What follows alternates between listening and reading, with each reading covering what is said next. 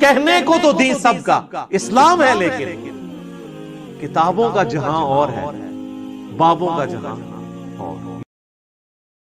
اس کے علاوہ اس طرح کے جتنے بھی عقائد تھے ان تمام عقائد کو میں نے ایک کتاب کے اندر لکھ کر اس کے اندر میں نے قرآن کے حوالے لکھ رکھے تھے، واللہ علم میں نے ان کو خود پڑھا بھی نہیں تھا، ورنہ میرا شمار ان وہابیوں میں ہونا شروع ہو جائے گا یار جو سعودی عرب بیٹھے ہیں تو غلیظ ہے نا، تو میں غلیظ نہ ہو جاؤں، آپس میں تو میں ہوئی۔ لیکن انہوں نے میرے خلاف ہر جگہ پر یونیورسٹی کے اندر لٹرلی انہوں نے یہ باتیں پھیلائی کہ یار اس بندے کے جو عقائد ٹھیک نہیں ہیں، ٹھیک ہے، ان کو سجدے کریں گے، ان کو چومیں گے، چاٹیں گے، سر پہ لگائیں گے، پتھر کاٹیں گے، گندے پانی سے نہائیں گے، مٹی اٹھا کے کھائیں گے، بت بنا کے چاٹیں گے، جو دل میں آئے گا کریں گے، اور پھر کہیں گے کچھ بھی ہیں تیرے محبوب کی، کریں غیر گر بت کی پوجا تو کافر، جو ٹھہرائیں بیٹا خدا کا تو کافر، ستاروں میں مانے کرشمہ تو ذات کا، انا کا، تکبر، پیسے کا، دولت کا، ہنر کا،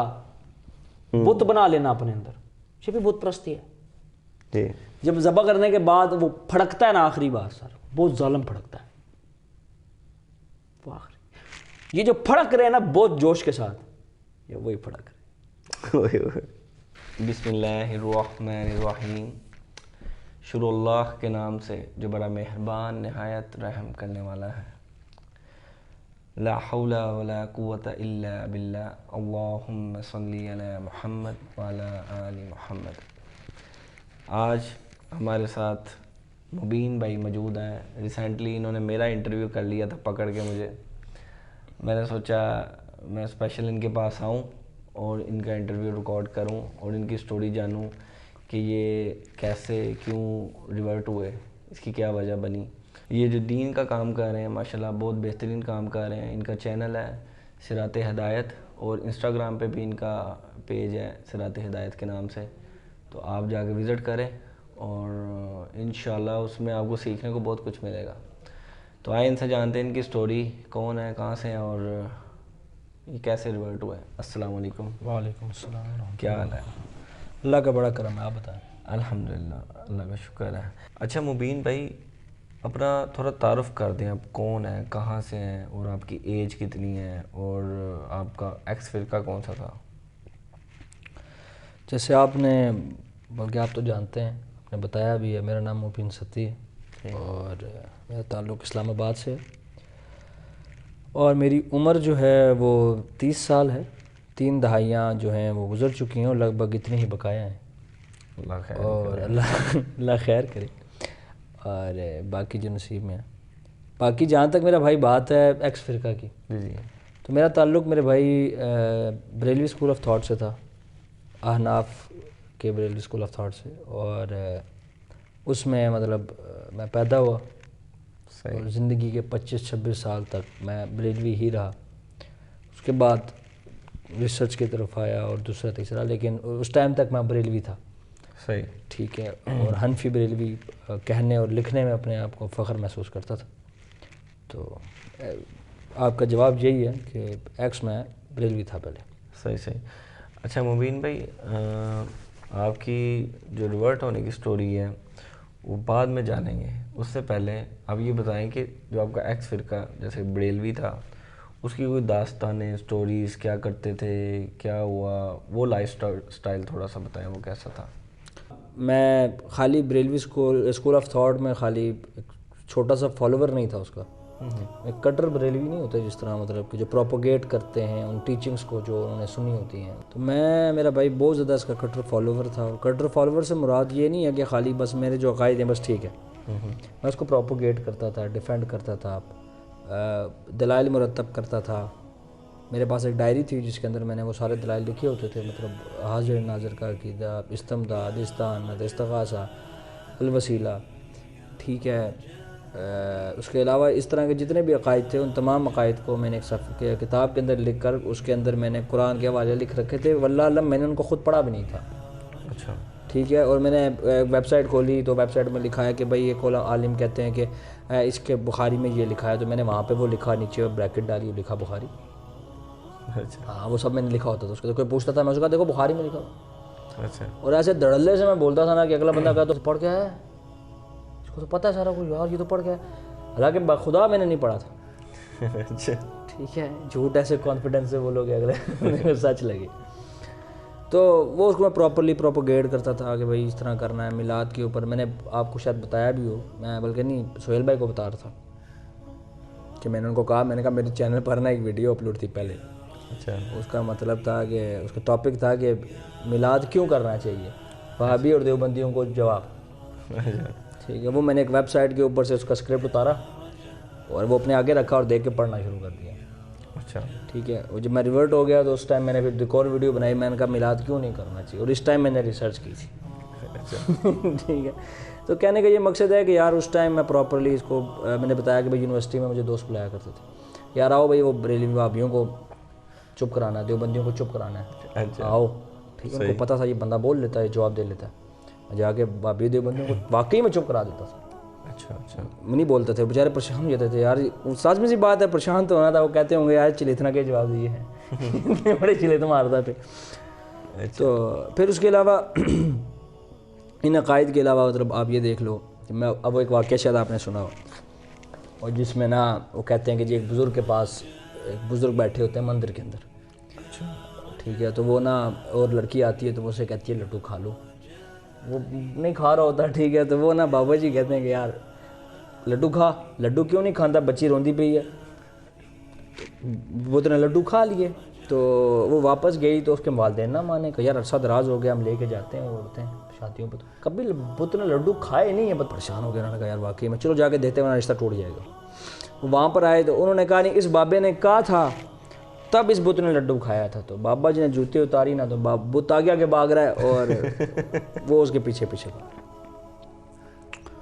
تو میں یہ واقعہ لٹرلی بڑا سیریس ہو گیا نا سنایا کرتا تھا، اور جو میرے دوست ہوتے تھے نا وہ کہتے مفتی صاحب کتنا دل سوز واقعہ سنایا.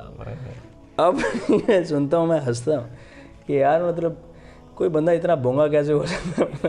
مطلب میں نے کیوں نہیں اس اینگل میں پہلے سوچا کہ یار یہ بات جو ہے یہ تو جھوٹ پر ہوگی. صحیح. خواجہ معین الدین چشتی اجمیری آپ بت خانے دے باہر سیڑھیاں تے بیٹھے نے تے ایک دلہن آئی برات گھر وچ آ کے بیٹھی ہے. وہ دلہن آئی تے اونے آ کے تھال اگے رکھیا تے اگے رکھ کے کہن لگی خدا جی کھا لو، بھگوان جی کھا لو. تے بابے خواجہ معین الدین چشتی اجمیری انج نگاہ اوندے ول کہن لگے کھا لے او کھا لے. جدو اے گل کیتی تے ساری پرات لڈواں دی بت کھا گئی. او گج کے کہہ دو سبحان. اونے پرات پکڑی تے گھر لے گئی تے گھر والے پوچھتے نے برسات کتھے ہی، لڈو تے مٹھائیاں کتھے نہیں. بول کے کہن لگی او تے بت کھا گئے نے. او کہن لگے تیرا دماغ ٹھیک. برات گھر وچ آئی بیٹھی، انہاں آکھیا کیا کڑی دا دماغ ٹھیک ہے، کدی بتاں نے بھی کھادا. انہاں آکھیا انج ہو نہیں سکدا. میں آکھیا جے نہیں یقین تے میرے نال چلو. انہاں نال پراتاں بھر لئیاں حاجی صاحب لے کے سارا بت خانے دے اندر. انہیں لیا کے پرات اگے رکھی تو رکھ کے کہنے لگی بھگوان جی جویں اگے کھادا جے پھر کھا لو، بت نہ کھاوے. او دلہن آئی تے دلہن اگے رکھ کے نا پرات تے کہنے لگی بابا جی کھاؤ. او نہ کھاوے. انہاں آکھیا تو جھوٹھی ہے، تو اگے بھی جھوٹ بولیا، اسی ہن تیرا رشتہ ہی چھڑ دینا. عزیزاں نے گرامی او دلہن اٹھی جا کے بابا خواجہ معین الدین چشتی اجمیری دے قدماں چ ڈگ پئی بول کے کہنے لگی بابا اگے تو کھوایا ہے ہن بھی تو کھوا دے. عزیزاں نے گرامی خواجہ معین الدین چشتی اجمیری اٹھے نے، آپ نے اپنا جوتا اتارے آوے، جوتا اتار کے جا کے بت دے منہ تے مار کے کہندے نے کھاندا کیوں نہیں، کھاندا کیوں نہیں. ادھروں لتر مار دے نے بت کھائی پیا جانا. ایسا کیوں ہوگا کہ جیسے مطلب اس دن آپ نے مجھے بتایا کہ بابا جی مندر میں کر کے رہے تھے. بابا جی کو تو مسجد میں ہونا چاہیے تھا نا. بابا جی کا کام تو مسجد کا ہے، تو مندر والا کیا کام ہوا. تو اس طرح کے اور بھی بڑے واقعات ہیں مطلب جو مولوی مسجدوں میں ٹی وی پہ آگے یوٹیوب چینلز کے اوپر پروپوگیٹ کرتے ہیں. میں ان کو سنتا تھا اور انہی پہ عمل کرتا. میرے اپنے والد صاحب سے، میرے بڑا بھائی ہے وہ شرک سے الحمدللہ دور ہے، میرے والد صاحب شرک سے دور ہے الحمدللہ. ٹھیک ہے، تو میں خود جو تھا اس دلدل میں سمجھ لو کہ میں نے خود چھلانگ ماری تھی. صحیح. لوگ کہتے ہیں یار وہ میری فیملی پریشر تھا، مجھے میرے گھر والوں نے ایسا بتایا تھا. باخدا میرے والد نے ایک عقیدہ ان میں سے مجھے نہیں بتایا تھا. اچھا. میں آپ سے کہہ رہا تھا نا کہ میری سٹوری ڈیفرنٹ ہوگی. ٹھیک ہے، مطلب میرے والد صاحب نے مجھے ایک عقیدہ نہیں بتایا، یہ عقیدہ مولوی سے سنتے تھے. میں نے خود آگ دیکھی، آگ میں چھلانگ مار دی، جانگتے بوجھتے ہوئے کہ بھائی جو بھی ہے دیکھی جائے. اچھا ٹھیک ہے، تو ہمارے عقیدے تھے اپنے اور لے کے چل رہے تھے. تو اس طرح کے بڑے سے واقعات ہیں. جیسے میں آپ کو بتا رہا، میں اور میرا کزن تھے، میں نے پوسٹ لگائی قسمت میں جو نہیں ہے وہ مانگو حسین سے، تو میرے اور میرے کزن آپس میں جھڑپ ہو گئی اور لٹرلی ہاتھا پائی تک بات پہنچی. اچھا ٹھیک ہے، تو بھائی وہ لازمی سی بات ہے، وہ دیوبندی اسکول آف تھاٹ سے اس کا تعلق تھا، تو وہ اس کو شرک مانتے تھے. صحیح. ٹھیک ہے، لیکن وہ الحمدللہ وہ بھی اب ریورٹ ہو چکے ہیں. ٹھیک ہے، اللہ نے ان کو بھی ہدایت دی، ان کو بھی سمجھ آ گئی کہ بھائی ان بزرگوں بابوں میں کچھ بھی نہیں رکھا ہے. صحیح صحیح. ٹھیک ہے، پتہ نہیں ان بزرگوں بابوں نے بیچاروں نے یہ باتیں کہیں بھی ہیں کہ نہیں ہیں، کی بھی ہیں کہ نہیں ہیں. ہم تو اس نے رکھتے ہیں نا کہ انہوں نے نہیں کی ہوں گی، لیکن پھر بھی یہ باتیں دلیل بنا کر پیش کی جاتی ہیں. بہت سے ایسے واقعات تھے کہ بھائی وہ ایک واقعہ جو تھا امام ابو حنیفہ والا کہ بھائی ان کے نا لوگوں کے وہ گرتے ہوئے دیکھتے تھے، گناہ جڑتے ہوئے دیکھتے تھے. تو یہ ہمیں بچپن سے پتہ تھی بات، کیونکہ میں مولوی سے سن رکھی تھی اور میری آس پاس کی گیدرنگ ساری چونکہ بریلوی تھی، تو سب سے بڑا ایک میرے اس کو ایکسیپٹنس تھی کہ سب لوگ مانتے ہیں. میں اہل حدیثوں کے پیچھے نماز نہیں پڑھتا تھا، دیوبندیوں کے پیچھے نماز نہیں پڑھتا تھا. میں گستاخ رسول ہیں، انہوں نے پیچھے نماز ہی نہیں ہونی ہے، گندے لوگ ہیں، انہوں نے پیچھے میں نہیں پڑھنا نماز، نبی نے گستاخ ہیں. صحیح ہے، میں جمعہ چھوڑ دیتا تھا، میں باقی نمازیں چھوڑا نہیں. میں اس بات کے بہت سے لوگ گواہ ہیں کہ مجھے کسی بندے نے کہا وہ نماز پڑھنے چلے، میں نہیں بھابی ہیں یار، انہوں نے پیچھے نماز پڑھتا ہے، اس تو بہتر ہے بندہ نماز نہ پڑھے. ٹھیک ہے، ایک سوچ جو تھی وہ جب حد سے بڑھتی ہے تو وہ تشدد کا رخ لیتی ہے. صحیح. تو میرے ذہن کے اندر اس طرح کی چیزیں تھیں. تو اور بھی بڑی باتیں ہیں، مطلب یا رسول اللہ مدد، چلو یہ تو پھر وہ اس طرح پرتشدد نہیں ہے، لیکن جو دوسرے عقیدے تھے بزرگوں کے متعلق، ہائے ہائے اولیاء کے مزار گرانے والے جہنمی ہیں. جیسے میں آپ کو بتایا کہ میں فتوی جیب میں رکھتا تھا، یہاں کسی بندے سے اختلاف ہوا ہے بھابی، ٹھیک ہے، اے گستاخ رسول، یہ جیب میں پڑے میں، چلو تمہیں پڑتا ہے. ایون میں میلاد والے روز لٹرلی اپنے ان دوستوں کو ان باکس کرتا تھا جو دیوبندی اور وہابی تھے کہ سوائے ابلیس کے بنا رہے ہیں. لٹرلی ان کو میسج کرتا تھا. خاص طور پہ اس میلاد کے جلسے میں جاتا تھا جو میلاد کا جلسہ دیوبندیوں کی مسجدوں کے پاس سے گزرے گا، اور اس جلسے میں سب سے اونچا نعرہ میرا ہوتا تھا. اور خاص طور پہ اہل حدیثوں کو ہر وہ کام جس سے وہ منع کرتے ہیں ان کے سامنے کرتا ہوں کہ آؤ بحث کرو میرے سے، چیلنج کرتا تھا. وہ بس ابھی کئی ایسے دوست احباب ہیں جو ملتے بھی ہیں اس ٹائم پہ تھے، تو مجھے آگے کہتے ہیں ہاں بھائی شفیع صاحب آپ سنائیں، آپ کیسے ہیں، آپ سنائیں ہم نے کیا بدل گئے ہیں. تو میں انہیں کہتا ہوں یار میں بدل تو گیا ہوں لیکن تمہاری میرے سے بھی نہیں لگنے والی. وہ مقلد ہے نا، تو میں نے کہا بھائی تمہاری میرے سے بھی نہیں لگے گی، جو بندی ہو تو صحیح. ٹھیک ہے، میں تمہارے ابھی بھی خلاف ہوں، لیکن وہ اس ٹائم کی مخالفت میں اور ابھی کی مخالفت میں زمین آسمان کا فرق ہے. ابھی الحمدللہ حسن ظن ہے، اور اس ٹائم حسن ظن نہیں تھا. اس ٹائم تو بھائی شدت تھی، سخت شدت تھی. میں آپ کو بتاؤں، میں یہاں تک نہ کہ بھائی اگر کسی ویڈیو کے اندر کسی مولوی نے یہ کہا، یہ تو ابھی ایک ویڈیو وائرل ہوئی نا جس کو سب لوگوں نے سنا، جس کے اندر ایک پیر صاحب کہتے ہیں کہ بھائی میرے پاس ایک بندے نے آ کے سوال کیا کہ کیا میں کسی بندے کے پیچھے طواف کر رہا ہوں کعبہ کا، تو مجھے نہیں آتی دعا تو میں کیا کروں. تو وہ کہیں بھابی گالاں کٹنا جائے،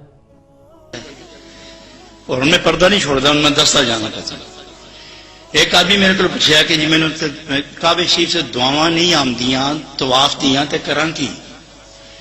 لوگ کتاباں چکی پھرتے، میں کتاباں نہ کس پڑھے آج تک لگتے ہیں دو دھکے، نہ کتاب تے نہ حساب تے زبانی پڑھ، کچھ نہیں آمدہ کچھ نہیں. واللہ سمت اللہ میں ٹھیک کہہ رہا ہوں. میں کہ تو کچھ بھی نہیں آمدہ، کچھ بھی نہیں آمدہ. میں کہ بسم اللہ بھی پوری نہیں آمدی. تو پھر بابیاں نو گالاں کٹدا پھردا، چلو توڑی ایسی چلو توڑی ایسی. تو پہلے رمل ترے رمل ہونے کے اچھل دے دوڑ دے تو بھی اسے کہتا نہ گالاں کٹی جا توڑی بنیاد رکھن والے دی ایسی. دیکھیں یہ تو پھر گناہ اسی میں ہے، گناہ نہیں ہونے لگا تیرے پچھڑے معاف ہو سن. سنیے آپ نے تو میں اس ویڈیو کو شیئر کرتا تھا. اچھا کیا زبردست بات کی، دیکھا یہ بھابی ہیں ہی اسی کا. تو اس طرح کی جہالت کی دلدل میں پڑا ہوا. میں نے آپ کو بتایا نہ میرا بڑا بھائی نہ میرے والد صاحب اس طرح کا کوئی کام کرتے تھے. صحیح. میں اکلوتا پورے گھر کا جو یہ کام پکڑ کے بیٹھا تھا. ٹھیک ہے, میں نے بتایا نا وہ دلدل تھی, وہ آگ تھی جس کے اندر میں نے جانتے بوجھتے ہوئے وہ کیا آخر چھال ماری سی, میں جان دے کیوں, کیونکہ مجھے لگتا تھا کہ یار Barelvi school of thought he وہ واحد اسکول آف تھاٹ ہے جو جنت میں جائے گا, اس کے علاوہ کوئی جا ہی نہیں سکتا, کیونکہ کوئی نبی پاک سے محبت کرتا ہے صلی اللہ علیہ وسلم. صحیح. خیر پروین بھائی, یہ جتنی سٹوری آپ نے سنائی ہیں اس میں سے یہ آپ بہت بڑی دلدل میں پھنسے ہوئے تھے. اب سننے والی جو بات ہے اور لوگوں کے سیکھنے والی بات ہے کہ آپ کیسے اس دلدل سے باہر نکلیں, کون سی ایسی بات, کون سی ایسی چیز آپ کو ہٹ کر گئی, ٹریگر کر گئی کہ آپ نے اس فرقہ واریت کو 3 طلاقیں, 4 تکبیریں, بلکہ ایک میں آتا ہے 5 تکبیریں پڑھ کے آپ سے دفنا دیا. یار میری سٹوری تھوڑی سی کمپلیکس ہے. اچھا چلیں, اس کے اوپر میری کچھ ویڈیوز پڑی ہوئی ہیں یوٹیوب پہ, وہ 2-3 ڈفرینٹ اینگلس کو شو کراتی ہیں. تو مجھے بندہ میسیج کرا میں نے اس میں آپ کی سٹوری سنی نا تو اس میں الگ تھی, اس میں سنی تو اس میں الگ ہے. وہ اس وجہ سے ہے کہ تھوڑی کمپلیکس ہے. اچھا. اصل میں 2016 میں جب میں نے یونیورسٹی جوائن کی, BS اکنامکس کر رہا تھا اس ٹائم. صحیح. تو اس ٹائم یہ تھا کہ اب میری جو پبلک اپیرنس تھی وہ ایز اے مولوی ہو چکی تھی. نو ڈاؤٹ میں نے یہ رکھی ہوئی تھی, اچھا چھوٹی سی, ہاں گوچی, لیکن ایز اے نالج کے حساب سے وہ کہتے تھے کہ یار اس بندے کو بڑا نالج ہے. یہاں پہ آپ 4 باتیں تھوڑا کانفیڈنس کے ساتھ کر دو تو یہاں پہ لوگ سمجھتے ہیں اس کے پاس بڑا نالج ہے. اچھا. مجھے پتا تھا میں کتنا نالج ہے میرے پاس ہے. تو وہ مجھے کہتے تھے کہ یار آؤ بات کریں, یہ وہ ہماری بحث ہے موبائل سے, یہ وہ. ایون میری 1-2 لوگوں نے کرت پہ غلطی نکالی تو میں بڑا غصے میں ہو گیا. میں کیا اوقات مارا, تو میری غلطی نکالے گا, اوقات کیا تجھے. تو اس طرح کے ایک لیول سے میں گزر رہا تھا. تب یہاں پر میری زندگی میں 2 واقعات میرے ساتھ ہوئے. ایک یہ کہ مجھے میرے ایک دوست نے کنز الایمان گفٹ کی. اچھا واہ جی. اور انہی دنوں میرے ہاتھ ایک کلپ چڑھا آڈیو میں کسی وابی کا, قبر میں 4 سوال نہیں ہوں گے, 3 سوال نہیں ہوں گے, 4 سوال. اچھا. مجھے کلپ بڑا پسند آیا, میں نے سنا کیونکہ اس میں قرآن کی بات تھی, 4تھا سوال قرآن کا تھا.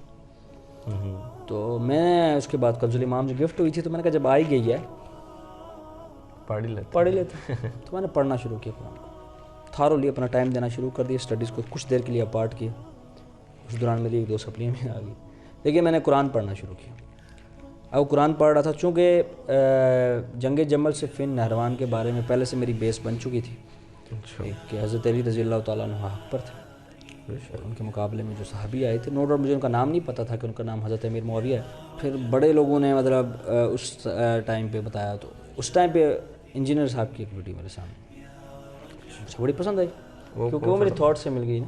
کون سا ٹاپک تھا؟ وہی جنگ جمل سے فن نہروان. اچھا اچھا. اس کے اندر ڈیفائن ہو رہے تھے. مجھے ایگزیکٹلی اس کا ٹائٹل نہیں یاد, لیکن وہ ویڈیو مجھے بڑی زیادہ پسند ہے. وہ مجھے یاد ہے, وہ ویڈیو بنی ہوئی ہے, وہ کسی ایمرجنسی لائٹ کی روشنی میں کسی مسجد کے اندر بنی ہوئی ہے. پرانی ویڈیو, میں بھی تو پرانی ہوں. تو وہ میں نے ویڈیو دیکھی تو مجھے بڑی پسند آئی. تو میں نے اپنے دوستوں کو بلایا, بٹھایا اوپر چھت پہ بٹھا کے, میں نے کہا ویڈیو چیک کرو, کتنی زبردست ویڈیو. سارے الحمدللہ میرے دوست جو ہیں وہ مولائی حضرت علی سے محبت رکھنے والے. دیکھیے ہم ساروں نے بڑی انجوائے کی. تو میں نے مجھے ان کا نام نہیں پتہ تھا اس ٹائم تک. جو میں نے پہلی ویڈیو بتائی 4 سوالوں والے, وہ بھی انجینئر صاحب کی تھی. اچھا. وہ خالی آڈیو میں. اچھا اچھا اچھا. اب میں ساتھ قرآن پڑھ رہا ہوں, ساتھ میں انجینئر صاحب کی ویڈیو دیکھ رہا ہوں. اسی دوران انجینئر صاحب کی ایک ویڈیو وائرل ہوئی رفع الجدین سے. میرا کزن جو ہے حمزہ, وہ رفع الجدین کر رہا تھا, تو اس سے میں تھوڑا سا مباحثہ ہوا. تو میں نے کچھ مولویوں سے کانٹیکٹ کیا, میرے اچھے دوست ہیں.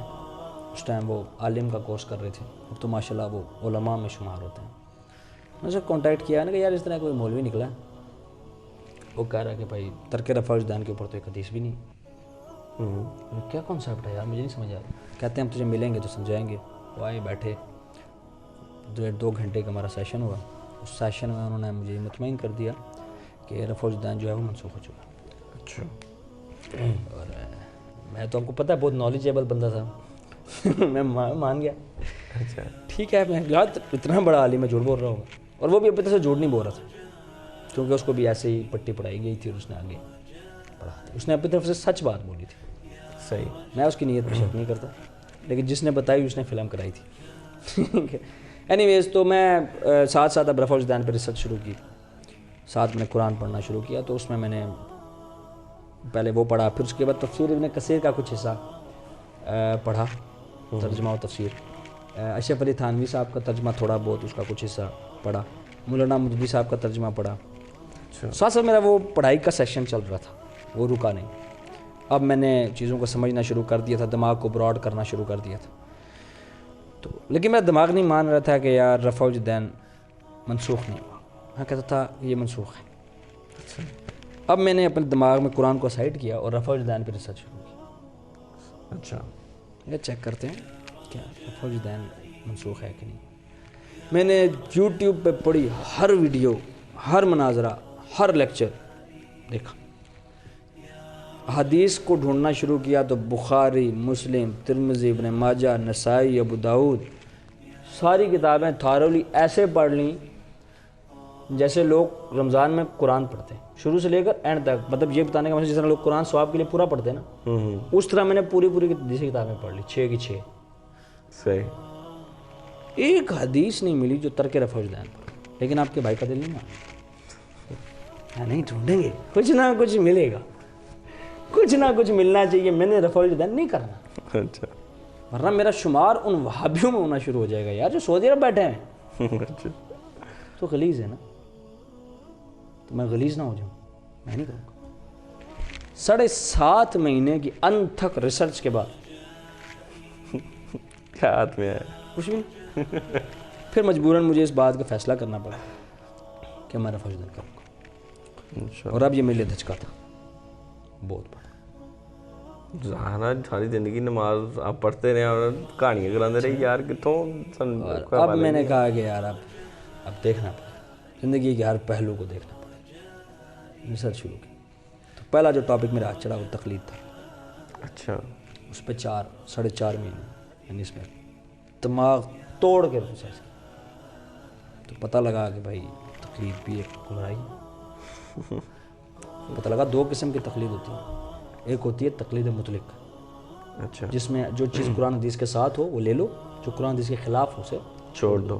یہ ہوتی ہے تقلید مطلق, جس کی وہ مولانا اسحاق صاحب بھی آج ہم ویڈیو دیکھ رہے تھے نا, وہ اس کو ہی تقلید مطلق کو ہی میں تقلید سمجھ رہا تھا. نہیں صحیح. اور جو دوسری تقلید ہے وہ ہے اندھی تقلید, جو میں کر رہا تھا اپنی عمر کے بڑے حصے میں. تو اب 2 چیزیں چونکہ پیرالل چل رہی تھی, میں نے جیسے آپ کو بتایا, قرآن بھی چل رہی, ساتھ فقہ بھی چل رہی. تو میں نے پھر اس بات کو فیصلہ کیا, سن مجھے ڈیٹ بھی یاد ہے, 2 نومبر سن 2018. میں نے اپنے دوستوں کو بلایا. اچھا, اور میں ان کو بتایا کہ سر بات ایسے ہے کہ میں نے نا بریلویت کو خدا حافظ کہہ دیا, صحیح. تقلید بھی چھوڑ رہا امام ابو حنیفہ کی. مجھے کہتے ہیں یار مبین, آج تو امام ابو حنیفہ کو چھوڑ رہا ہے, کل تو صحابہ کو چھوڑ دے گا, پرسوں نبی پاک کو چھوڑ دے گا, پھر تو اللہ کو نہیں مانے گا. استغفر اللہ, استغفر اللہ, اللہ اکبر. کل کی کل دیکھتے ہیں. تم آج کی بات کسی کو کوئی تکلیف. تو وہ بیچارے میرے دوست بڑے اچھے ہیں, کیونکہ ان کو یہ لگ رہا تھا کہ یہ گمراہ ہو رہا ہے, یہ ادھر نکل رہا ہے, یہ اس پارٹی میں جا رہا ہے. ٹھیک ہے, تو گمراہ ہو رہا ہے, جہنم میں جائے گا. یہ کل کو نبی پاک سے بغض کرے گا, ان کی شان میں کمی کرے گا, نبی کی شان بیان کرنے کو شرک کہے گا, یہ تو اس پارٹی میں جا رہا ہے. وہ اپنی طرف سے غلط نہیں کہہ رہے تھے, وہ اپنی طرف سے ایک اچھا سوچ رہے تھے. یعنی کہ میرے سامنے کوئی بندہ کنویں میں چھلانگ مارا, آپ کو کوئی ٹھیک ہے, مجھے لگ رہا چونکہ میرے زوم میں وہ کنویں میں چھلانگ مار رہا, حالانکہ وہ کنویں میں چھلانگ نہیں مار رہا. صحیح. وہ تو غسل کرنے لگا غریب, کہ غسل نماز پڑھنی ہے.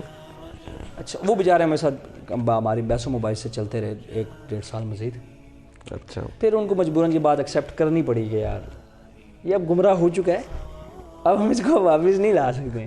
صحیح, اب یہ ہاتھ سے نکل گیا ہوگا. اور مطلب بڑے ہائی لیول کے ہمارے آپس میں باعث ہے, لیکن الحمدللہ پھر انہوں نے ایکسیپٹ کر لیا. باقی آس پاس کے جو لوگ تھے, والد صاحب نے ایکسیپٹ کر لیا, رشتہ داروں نے ایکسیپٹ کر لیا, پھر جو مولوی حضرات تھے ہمارے محلے کے, بڑے اچھے میرے تعلقات, اور جیسے میں ابھی آپ کو بتا بھی رہا تھا, بڑے اچھے روابط تھے ان کے ساتھ میرے. اور کسی نے کچھ نہیں کہا آج تک کہ یار یہ کیا کرتے ہو, وہ کیا کرتے ہو. ہاں, کبھی کبھار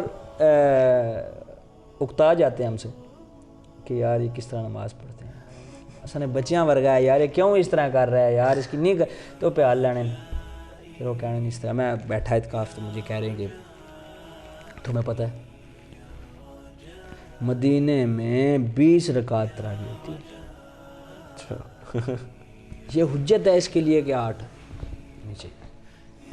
میں نے کہا وہاں پر رفع الیدین بھی ہوتا ہے, آمین بالجہر بھی ہوتی ہے. یہ دلیل ہے اس بات کے لیے کہ صبح شام یہاں پر بھی رفع الیدین اور آمین بالجہر ہونا چاہیے. کہنے تیرا کچھ نہیں ہونا تو بڑے ایجنٹ آتے بڑے اچھے نفیس آتے ہیں, تیرا کچھ نہیں ہونا, تو نکل گیا میں ویسے بھی بڑے پیار سے نا, مطلب جسے مطلب عذرائے مزہ نہیں, بڑا بندہ چھوٹے بندے کو کہتا ہے یار تو فارغ ہو گئے ہیں. ٹھیک, یہ نہیں کہ غصے میں, الحمدللہ میری ہمارے محلے کی جتنی بھی مساجد ہیں, یہ نہیں کہ میں کوئی ڈرتا ہوں ان سے, لیکن صرف اس لیے کہ میرے ان کے ساتھ روابط اچھے, میرا کوئی معاملہ ہوا ہی نہیں.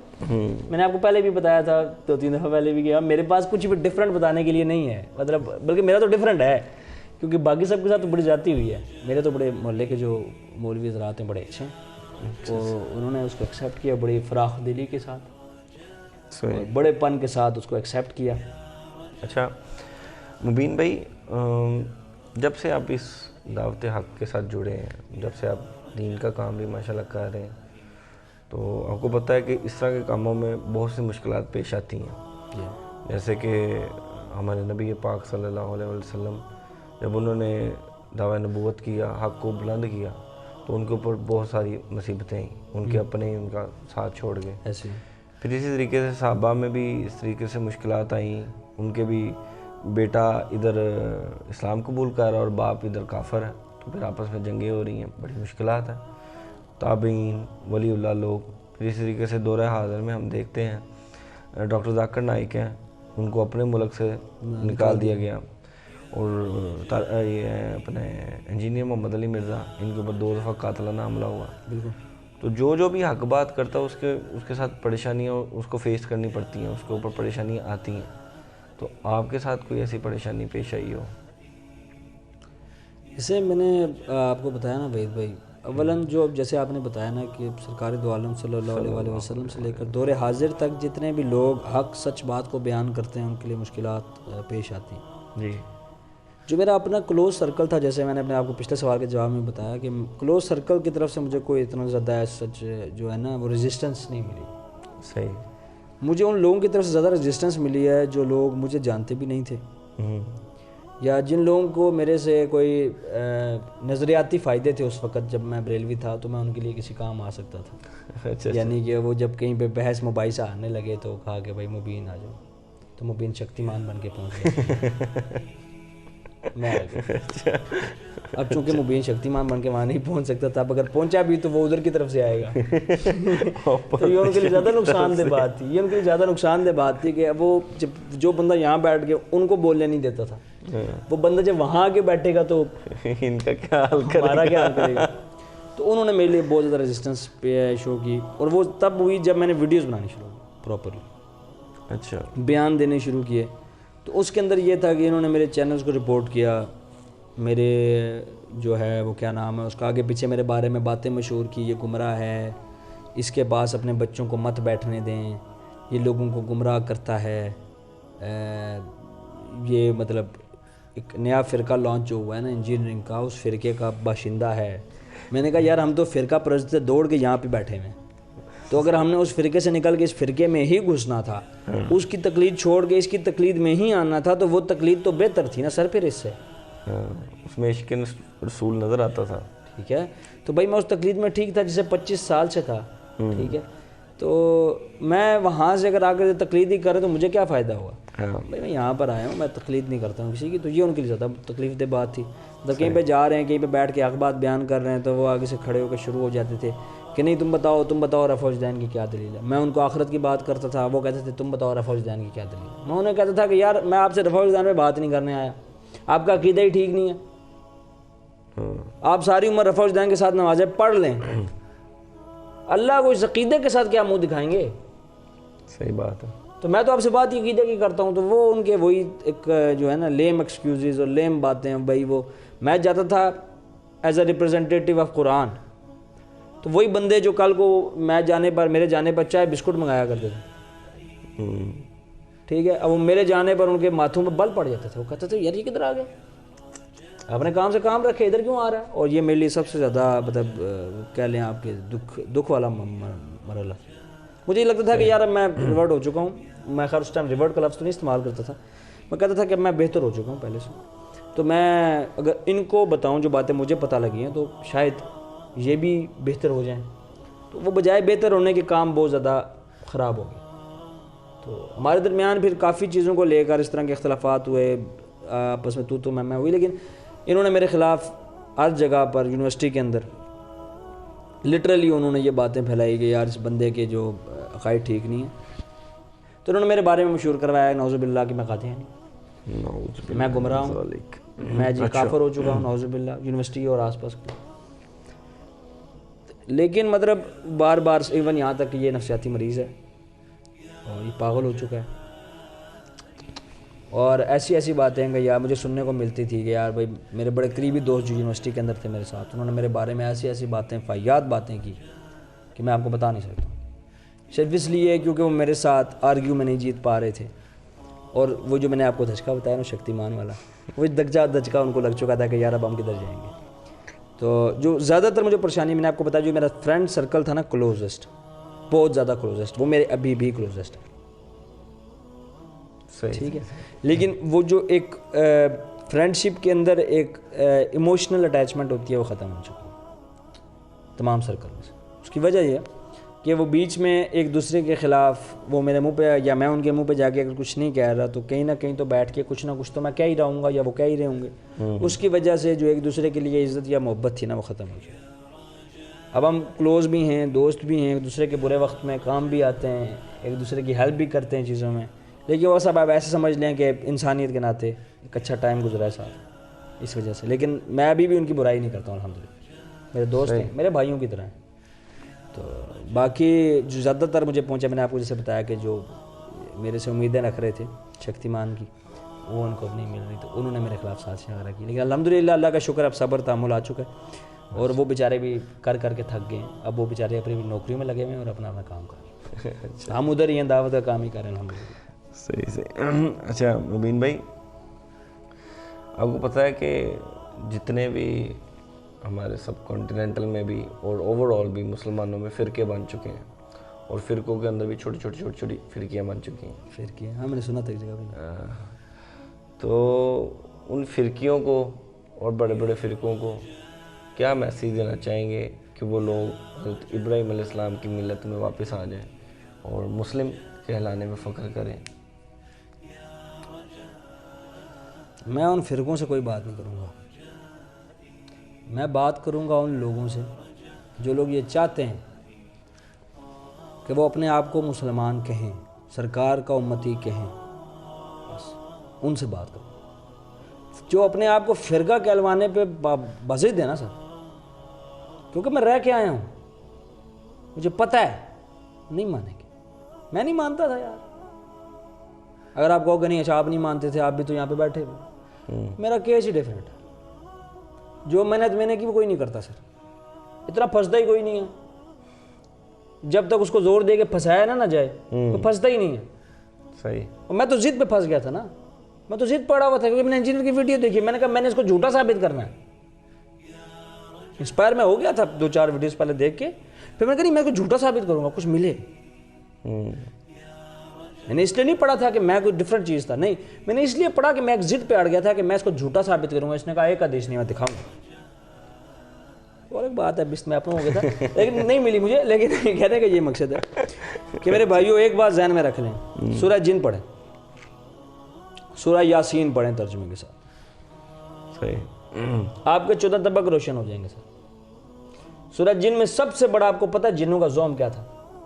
کہ ہمارے یہ علماء، یہ خطبہ اللہ اور اللہ کے رسول پر جھوٹ نہیں مان سکتے.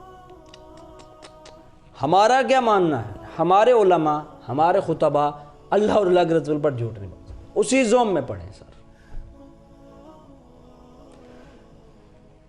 آپ بس اتنا ذہن میں رکھیں کہ دنیا میں جتنے بھی لوگ ہیں وہ جھوٹ بول سکتے ہیں.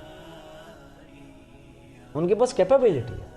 آپ ریسرچ کریں، آپ دیکھیں کہ بھائی قرآن کیا کہتا ہے. سب سے پہلے تو میرے بھائیو یہ میسیج ہے کہ قرآن پڑھیں، پورا پڑھیں. پہلے اس کو پڑھیں اپنے فرقے کے مولوی کے ترجمے میں. پھر اس کو پڑھیں دوسرے فرقے کے مولوی کی طرف، پھر پڑھیں تیسرے فرقے کے مولوی کی طرف، پھر سوچیں یار فرق کدھر ہے، ڈنڈی مار کون رہا ہے؟ سر میں آپ کو لکھ کے دیتا ہوں، آپ خود غلطیاں نکال کے کہیں گے بھائی اس مولوی نے غلط ترجمہ کیا اس مولوی کا، ٹھیک ہے چاہے وہ آپ کا فرقے کا ہو یا نہ، کیوں؟ کیونکہ آپ کو ایک لاجک سمجھ آ جاتی ہے قرآن کی، جب آپ قرآن کو 2-3 مترجم میں پڑھتے ہیں نا تو آپ کو ایک بنیاد سمجھ آتی ہے، ایک اساس سمجھ آتی ہے۔ قرآن کی اساس کیا ہے بھلا؟ توحید۔ دین کی اساس کیا ہے؟ توحید، کہ اللہ کے ساتھ کسی کو شریک نہیں ٹھہرانا، چاہے وہ کسی بھی معاملے میں ہو، چاہے وہ ذات میں ہو، صفات میں ہو، تصرفات میں ہو۔ تو میرے بھائی جب ہم کہتے ہیں نا ہم آخرت پہ یقین رکھتے ہیں تو ہم جھوٹ بولتے ہیں، ہم کیمرے کی آنکھ سے ڈرتے ہیں، اللہ سے نہیں ڈرتے، جھوٹ بولتے ہیں۔ کیوں؟ کیونکہ جو تصور خدا کا کنسیپٹ آف گاڈ ہمیں ملا نا بچپن سے وراثت میں، اس کے اندر ڈر ہے ہی نہیں۔ ڈروں گا کیوں بھلا؟ اللہ تو غفور ہے، اللہ تو رحیم ہے، کچھ بھی ہیں تیرے محبوب کی امت سے بخشے جائیں گے، جو مرضی کرتے رہے، ہم تو مسلمان ہیں۔ آپ کو پتہ ہے یہودی اپنے آپ کو کہتے ہوتے تھے کہ بھائی ہم تو اللہ کی محبوب ترین ملت ہیں، ہم تو صرف 2-4 دنوں کے لیے جہنم میں جائیں گے پھر گئے جنت میں۔ عیسائی کہتے تھے ہم اللہ کی بہترین ملت میں سے ہیں، لیٹسٹ نبی کی ملت ہیں، جو موسیٰ علیہ السلام کے بعد عیسیٰ علیہ السلام آئے۔ نصارہ کہتے تھے ہم بہترین ملت ہیں، ہم جنت میں جائیں گے، ہم کریں کچھ یا نہ کریں یہ کنفرم ہے کہ ہم جنت میں ضرور جائیں، عذاب نہیں ہوگا ہمیں، ہمارے زبردست فیورٹ ترین ملت ہے۔ آج کی اس جو ہماری امت ہے سرکار دو عالم صلی اللہ علیہ وسلم، یہ اس ذوم میں مبتلا ہے کیونکہ اس نے قرآن کی ایک آیت پڑھ لی کہ تم ایک بہترین ملت ہو، لیکن انہیں پڑھا نہیں کہ کیوں بہترین ملت ہو۔ آگے اللہ اس قرآن کی آیت میں کیا فرماتا ہے؟ اللہ فرماتا ہے کیونکہ یہ ملت جو ہے، یہ امت جو ہے، یہ نیکی کا حکم دیتی ہے اور برائی سے روکتی ہے، اور اس پوری امت کا یہ عقیدہ ہے کہ تو اپنی قبر جانا ہے، میں اپنی قبر ہی جانا ہے۔ میری اس کے اوپر کم از کم 8 سے 9 ویڈیوز ہیں خالی اس ٹاپک کے اوپر کہ سر یہ جو بات ہے نا کہ اپنا عقیدہ چھوڑو نہیں، دوسرے کا عقیدہ چھیڑو نہیں، یہ دنیا کا سب سے بڑا بوگس عقیدہ ہے۔ مجھے بتاؤ اگر یہی عقیدہ میں رکھتا تو میں کیا شرک سے نکل سکتا تھا؟ ایک قادیانی جو ہے، ایک قادیانی اگر یہ عقیدہ پکڑ لے، آپ مجھے بتائیں آپ اس کو کیسے حق پہ لا سکتے ہیں؟ ایک نصاریہ کو کیسے لا سکتے ہیں؟ ایک گور شاہی کو کیسے لا سکتے ہیں؟ کیونکہ اس نے اپنا عقیدہ یہ بنا لیا کہ اپنا عقیدہ چھوڑو نہیں، دوسرے کا عقیدہ چھیڑو نہیں۔ آپ کے عقیدے میں اگر خلل ہے تو میں آپ کو گارنٹی دیتا ہوں آپ کے ایمان میں خلل ہے۔ پھر عقیدہ کہتے کس چیز کو ہے؟ کانسیپٹ کو۔ کس چیز کا کانسیپٹ؟ فار ایگزامپل میں آپ کو بتاتا ہوں، ہمیں سمجھنا کیا ہے؟ ہمیں اللہ کو سمجھنا۔ جب میں قرآن کھولتا ہوں نا تو پتہ لگتا ہے کہ بھئی اللہ کہتا ہے میرے جیسا کوئی نہیں اس کائنات میں، بے شک۔ تو میں اسے آپ کو پتہ کیا سمجھتا ہوں؟ میں کہتا ہوں میرے پاس کوئی ایسی مثال بھی نہیں ہے کہ میں اس کی رحمانیت کو ثابت کر سکوں۔ یعنی اگر میرے پاس کوئی بندہ آئے نا اور آ کر کہے کہ ستی صاحب مجھے بتائیں اللہ کتنا رحمان ہے، خدا کی قسم میرے پاس مثال ہی نہیں بتاؤں گا کیسے کتنا رحمان۔ کوئی میرے پاس آئے نا پوچھے نا اللہ کتنا غفور ہے، تو میرے پاس اس جیسی اس غفوریت کی بھی مثال نہیں ہے۔ لیکن نہیں، ہمارا عقیدہ یہ کہتا ہے، وہ عقیدہ جو مشرکین مکہ کا تھا کہ یہ وسیلے ہیں، پھر اس وسیلے کی آڑ میں استعانت کریں گے، اس وسیلے کی آڑ میں استمداد کریں گے، اس وسیلے کی آڑ میں استغاثہ کریں گے، ٹھیک ہے، ان کو سجدے کریں گے، ان کو چومیں گے، چاٹیں گے، سر پہ لگائیں گے، پتھر کاٹیں گے، گندے پانی سے نہائیں گے، مٹی اٹھا کے کھائیں گے، بت بنا کے چاٹیں گے، جو دل میں آئے گا کریں گے، اور پھر کہیں گے کچھ بھی ہیں تیرے محبوب کی۔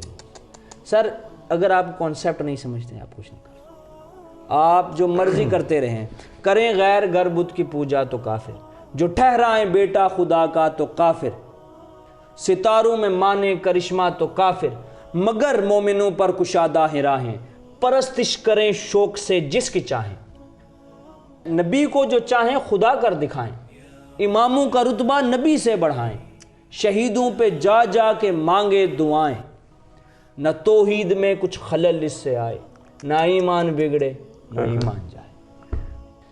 بھائی آپ جو مرضی کرتے رہے، میں توحید سے پیچھے نہیں ہٹتا۔ میرے پاس آ جائے کوئی بندہ کہ مشاجرات صحابہ پہ بات کرنی، میں کہا نہیں تیرا تو عقیدہ ہی توحید تے خراب ہے، آپ پہلے توحید تے گال کر، کوئی آگے کہتا ہے یار استعانت سرکار سے کرنی ہے کہ نہیں کرنی ہے، میں نے کہا ہاں تیرا تو توحید کا عقیدہ ہی ٹھیک نہیں ہے، ادھر آگے بیٹھ بات کریں۔ قرآن کے اندر آتا ہے اِنَّا هَدَيْنَاهُ السَّبِيلَ اِمَّا شَاكِرًا وَإِمَّا كَفُورًا، ہم نے تمہیں راستہ دکھا دیا ہے، اب جو تم چاہو کرو، چاہے حق کو قبول کرو چاہے نہ کرو، لیکن ان کو بیان تو کرنا ہے، ان کو بتانا تو ہے نا کہ حق کیا ہے۔ جس طرح میں بیٹھا ہوا تھا، مجھے نہیں پتا تھا حق کیا ہے۔ اب اللہ نے مجھے ایک توفیق دی کہ میں نے اس کو سرچ کیا اور میں اس کانسیپٹ تک پہنچا۔ اب میرا یہ کام ہے کہ اس کانسیپٹ کو میں لوگوں تک پہنچاؤں جو ان تک نہیں پہنچا۔ سر مجھے ایک بات بتائیں،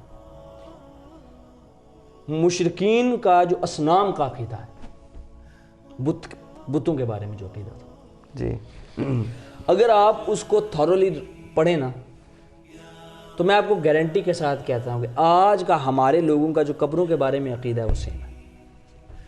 بھلا کیسے؟ کیا وہ ان بتوں کو، جن بتوں کی وہ پوجا کرتے تھے، پرستش کرتے تھے، وہ بت جو تھے ان کو خدا مانتے تھے؟ نہیں، نہ لات منات اور عزا ان کے نام تھے، وہ ان کو خدا نہیں مانتے تھے، وہ 3 بڑے بزرگ گزرے تھے ان کے۔ تو شیطان نے وسوسہ ڈالا کہ یار لوگ تو تھوڑے عرصے میں ان کو بھول جائیں گے، تو تم ایک کام کرو، مٹی سے ان کی شبیہات بنا لو۔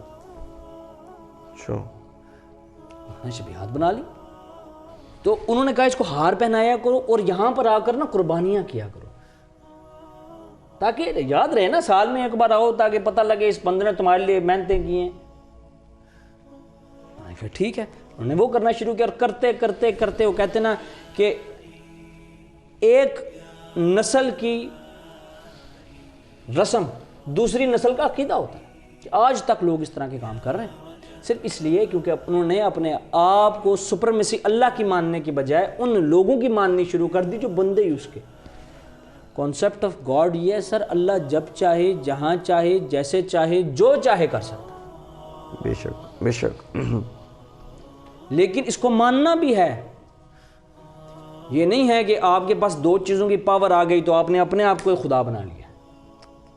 آپ نے اچھا ایک تو یہ ہو گیا نا، ایک اپنا آ گیا اپنی ذات سے متعلق، ذات کا، انا کا، تکبر، پیسے کا، دولت کا، ہنر کا بت بنا لینا اپنے اندر، یہ بھی بت پرستی ہے۔ کہ فقیر آ گیا، نہیں ڈرامے کرتے ہیں، حدیث میں آتا ہے فقیر آئے اس کو دو، قرآن کے اندر آتا ہے جب تمہارے پاس کوئی سائل آئے تو جھڑکو مت، جلد جاؤ، قرآن کے اگینسٹ گئے، تم نے اپنی بات سنی، اپنے نفس کی بات کی، تم نفس پرست ہو، تم بھی شرک کر رہے ہو، چاہے وہ توحید کا کتنا بڑا دائی کیوں نہ ہو، اگر وہ نفس کے تھلے لگا ہوا ہے نا سر، وہ بھی مشرک ہے۔ اگر کوئی بندہ مجموعی طور پر فرقہ واریت کی بات کرے، کوئی بندہ فرقہ واریت کے دلدل میں پھنسا ہوا ہے اور فرقہ واریت کو جے کار کرتا اور کہتا ہے یار یہ فرقہ سب سے بیسٹ ہے، میرا فرقہ بیسٹ ہے، ایک فرقہ جنت میں جائے گا وہ میرا فرقہ ہے، میرے بھائی فرقہ تو جنت میں جائے گا ہی نہیں، آپ کو پتہ ہی نہیں ہے فرقہ بنتا کہاں سے ہے، فرق سے نکلتا ہے۔ وہ جماعت جو حق سے الگ ہو جائے، فرق ہو جائے، سائیڈ پہ ہو جائے، اسے فرقہ کہتے ہیں سر۔ پھر ایک فرقہ کیسے جائے گا جنت میں؟ سوچنے کی بات ہے نا۔ آپ کہتے ہو یار 72 میں سے ایک فرقہ جنت میں جائے گا نا، وہ بھی تو فرقہ ہوگا، نہیں سر، وہ تو اصلی وہ جماعت ہوگی جس سے باقی 72 فرقے ہوں گے، فرق ہو کے الگ ہوئے، جو 72 جس ایک جماعت میں سے، وہ تو جماعت ہی رہے گی نا سر۔ بے شک، جو 72 الگ ہوئے وہ جہنم میں جائے، اور آپ کو پتہ ہے ہر 200 سال میں 72 آتے ہیں، ہاں ہر 200-250 سال میں نئے 72 فرقے بنتے ہیں، ٹوٹتے ہیں، ختم ہوتے ہیں، ان فرقہ واریت کی نام و نشان نہیں رہے گا سر، میں آپ کو گارنٹی دیتا ہوں۔ ابھی 40-50 سال بعد یہ فرقے ختم، نئے فرقے، نئے زمانے کے نئے فرقے۔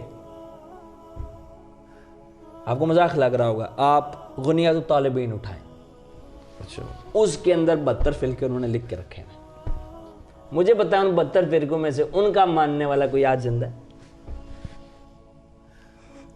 حق جماعت آج بھی زندہ ہے، قرآن آج بھی زندہ ہے سر۔ بے شک بے شک، آپ احیاء العلوم اٹھائیں امام غزالی کی، اس میں انہوں نے 72 فرقے لکھے ہیں سر، وہ 72 فرقے پڑھ کے مجھے بتائیں ان میں سے آج ایک فرقہ بھی زندہ ہے؟ صحابہ کے دور میں کتنے فرقے بن گئے، ان فرقوں میں سے بھی کوئی آج زندہ ہے؟ جہمیہ، معطلہ، معتزلہ، کوئی بتاؤ کتنے ہیں؟ کوئی جانتے ہیں کسی قدریہ کے بندے کو؟ آپ جانتے ہیں کہ آپ کے محلے میں کوئی بندہ رہتا ہے کہتا ہے جی میں آج الحمدللہ قدریہ بریلوی ہے؟ نہیں سر، کوئی بھی نہیں ہے۔ 100 سال بعد یہ بھی ہے، وہ کہتے ہیں نا رہنا ہونا رہے وہ بھی نہیں تو رہنا ہی نہ بھی کو نہیں، نہ پھر کہ وہ رہے صحیح، نہ یہ رہیں گے۔ بدلے گا زمانہ لاکھ مگر قرآن نہ بدلا جائے، بے شک بے شک، ہے قول محمد قول خدا فرمان نہ بدلا جائے گا، یہ فرمان ایسے ہی رہے گا۔ انشاءاللہ۔ ایک جماعت ایسے ہی حق پر رہے گی جو حق بات بیان کرتی رہے گی، جو امر بالمعروف و نہی عن المنکر کی بات کرتی رہے گی۔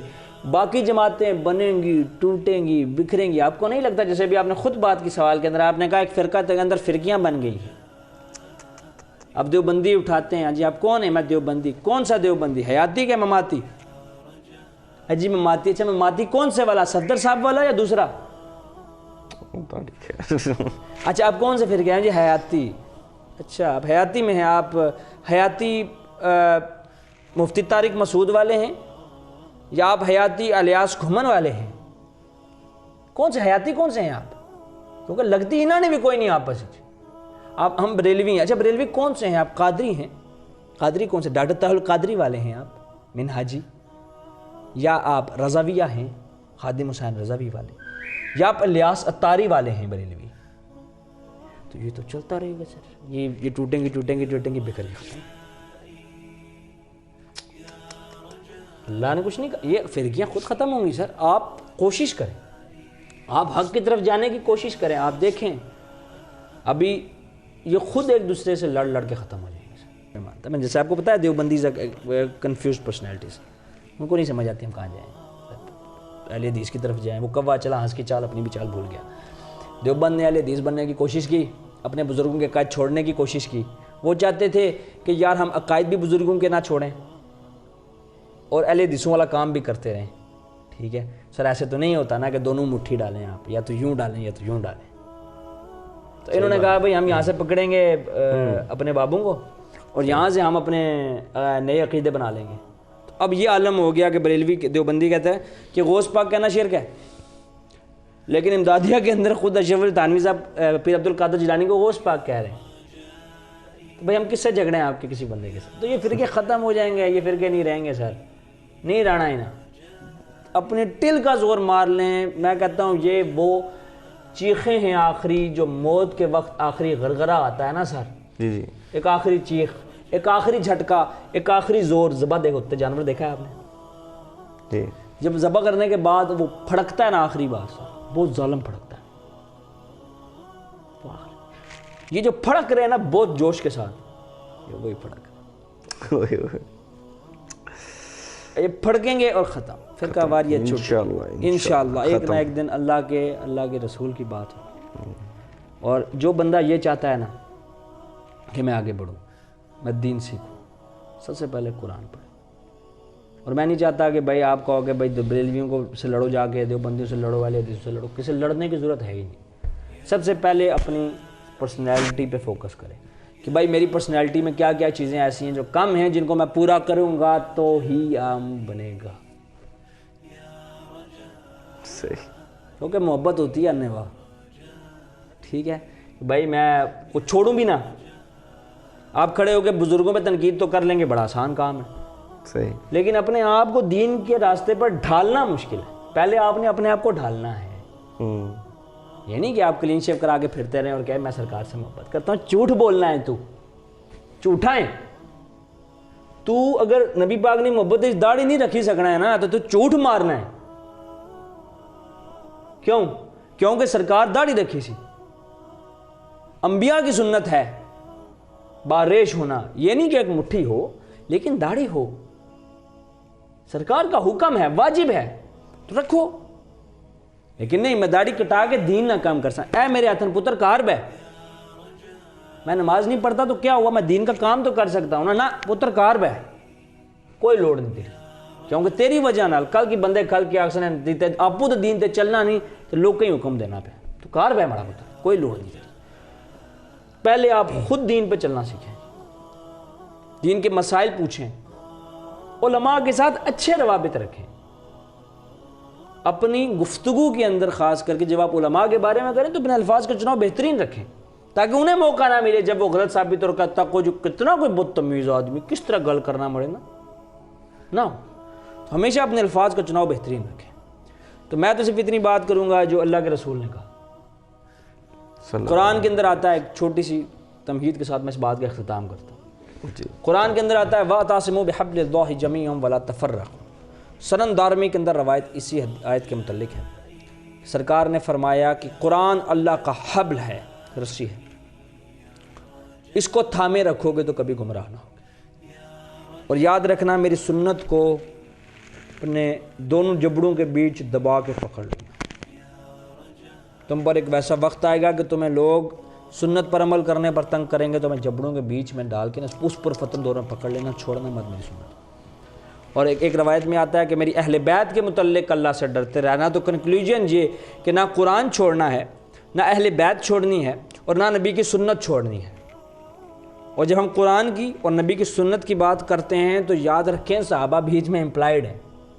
بالکل بالکل, یہ کوئی نہ سمجھے کہ بھائی ہم اہل بیت کی بات کر رہے ہیں تو ہم صحابہ کی بات نہیں کر رہے. صحابہ بیچ میں امپلائڈ ہیں آٹومیٹیکلی. تو بھائی یاد رکھیں قرآن نہیں چھوڑنا, مر جانا لیکن قرآن نہیں چھوڑنا.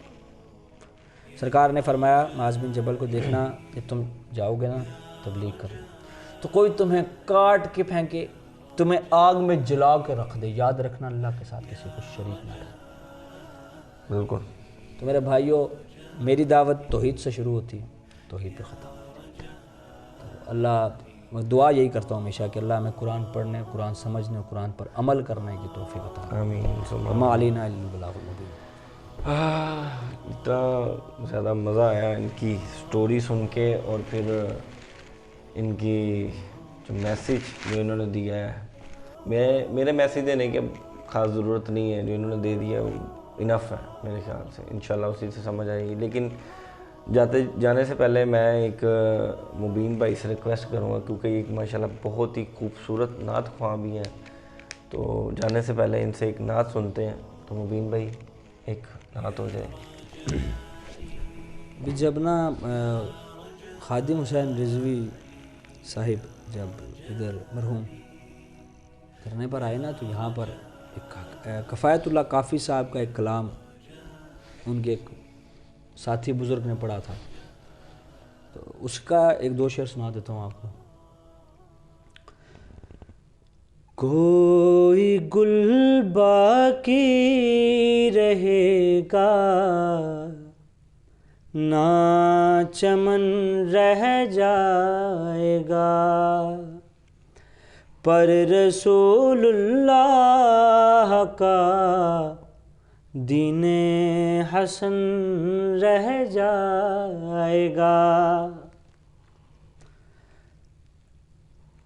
جو پڑھے گا صاحب لولاک کے اوپر درود, آگ سے محفوظ اس کا تن بدن رہ جائے گا. سبحان اللہ. پر رسول اللہ کا دین حسن رہ جائے گا. اور موت کے بارے میں ہے کہ اطلس و کم خواب کی پوشاک پر نازاں نہ ہو. اطلس اور کم خواب پرانے زمانے میں ایک ایسے لباس ہوتے تھے جو کسی کو پہننے میں میسر آتے تھے. کم خواب جو ہیں وہ رات کو پہنے جاتے تھے, جنہیں ہم نائٹ ڈریس کہتے ہیں, وہ بڑے قیمتی لباس ہوتے تھے. اطلس و کم خواب کی پوشاک پر نازاں نہ ہو, اس تن بے جان پر خاکی کفن رہ جائے گا. پر رسول اللہ کا دین حسن رہ جائے گا. کہ مرنے سے پہلے اے مسلمان کر لے اس پہ غور. کتابوں کا خدا اور ہے، بابوں کا خدا